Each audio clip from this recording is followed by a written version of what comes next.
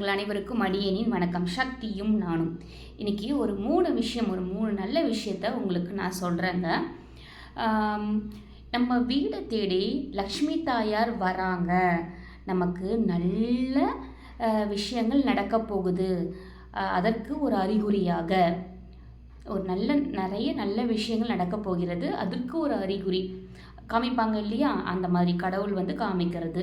அந்த மாதிரி ஒரு நல்ல சமிக்கை என்ன அப்படின்னு பார்த்தீங்கன்னா, நம்ம வீடை தேடி நம்ம கூப்பிடாமலேயே நம்ம வீடை தேடி பசுவானது கோமாதா அவர்கள் வீடை தேடி நம்ம கதவு நம்மளுடைய கேட்டோ இல்லை கதவோ முன்னாடி நின்று உள்ளே பார்க்குறாங்க, அதாவது சாப்பிட ஏதாவது கொடுங்கன்னு பார்க்குறாங்க அப்படின்னா இது ஒரு நல்ல சமிக்கைங்க.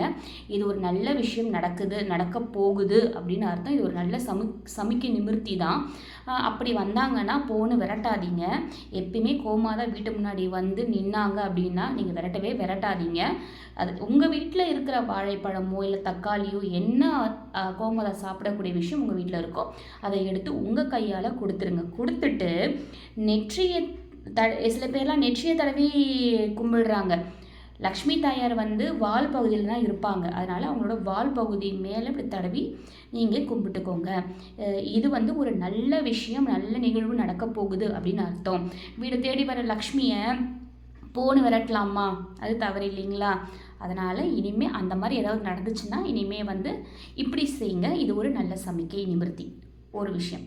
இரண்டாவது விஷயம், வீட்டில் செல்வம் சேரலை, செல்வம் கொழிக்கலை அப்படிங்கிற பட்சத்தில் என்ன செய்யலாம் அப்படின்னா, வீட்டில் இரவில் பச்சரிசி வெல்லம் இது இரண்டையும் ஊற வச்சுருங்க. ஊற வச்சுட்டு அதுக்கு அடுத்த நாள் இது ரெண்டுத்தையுமே சேர்த்து உங்கள் வீட்டு பக்கம் வர கோமாதா, உங்கள் வீட்டில் இருந்தாலும் சரி உங்கள் வீட்டு பக்கம் வர கோமாதாவாக இருந்தாலும் சரி, அவங்கள கூப்பிட்டு நீங்கள் உங்கள் வீட்டு முன்னாடி நிற்க வச்சு கொடுங்க. உங்கள் கையால் அதுக்கு நிற்க வச்சு கொடுங்க.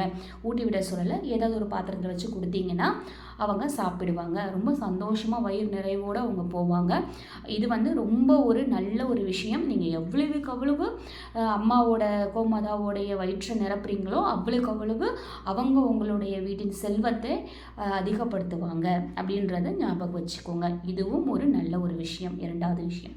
மூன்றாவது விஷயம், கஷ்டம் அதெல்லாம் இருக்கட்டும், நான் இன்னொருத்தவங்களுக்கு கடன் கொடுத்துருக்கேன், அவங்க திருப்பி எனக்கு கொடுக்கல, அதுக்கு என்ன செய்யணும்? நீங்கள் யாருக்காவது கடன் கொடுத்துருக்கீங்க, நீங்கள் கொடுத்த கடன் பணம் திரும்பி உங்களுக்கு கிடைக்கணும் அப்படின்னா இந்த விஷயத்த செய்யுங்க. இரவு பச்சரிசி ஊற வச்சுட்டு அடுத்த நாள் காலையில் உங்கள் வீடு பக்கம் வர கோமாதாவோ நீங்கள் தேடி போய் கூட்டிகிட்டு வந்தாலும் சரி, எப்படி இருந்தாலும் சரி, ஆனால் இதை கொடுக்க வேண்டியது உங்கள் வீட்டுக்கு வாசலில் முன்னாடி வச்சு தான் கொடுக்கணும். சரிங்களா? கோமாதாக்கு அந்த ஊற வச்ச பச்சரிசி கூட சர்க்கரை கொஞ்சம் போட்டு வாழைப்பழத்தையும் அது கூட சேர்த்து இந்த 3 விஷயத்தையும் சேர்த்து நீங்கள் அந்த கோமாதாக்கு கொடுங்க.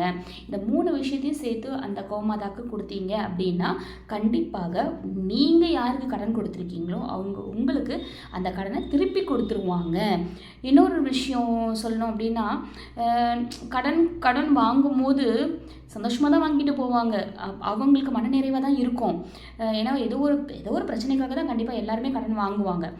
திருப்பி கொடுக்கும் போது அவங்களுக்கும் எப்படி இருக்கும்னா மனசு கஷ்டமாக இருக்கும். ஏன்னா தன் உழைத்த பணத்தை கொடுக்குறோம் அப்படிங்கிற மாதிரி அவங்களுக்கு தோணும். வாங்கின பணத்தை கொடுக்குறோன்றது வராது, நம்ம உழைச்ச கஷ்டப்பட்ட பணம் இப்படி போகுது அப்படின்ற மாதிரி அவங்களுக்கு தோணும். அந்த கஷ்டம் இருந்துச்சு அப்படின்னா கொடுத்த நமக்கு அது நல்லது இல்லைங்க.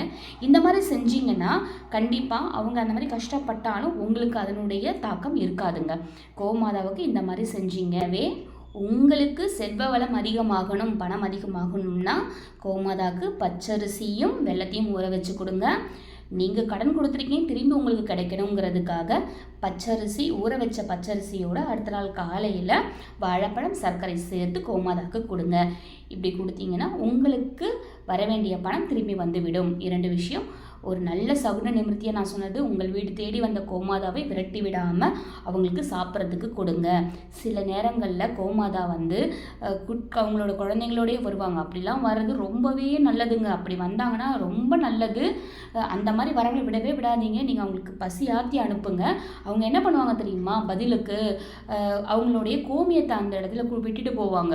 பார்த்துருக்கீங்களான்னு தெரியல, நீங்கள் பார்த்துருப்பீங்கன்னு நினைக்கிறேன். எப்பயுமே நம்ம உணவு கொடுக்கும்போது அந்த இடத்துல நம்ம வாசல் வாசலில் அவங்க கோமியத்தை விடுவாங்க.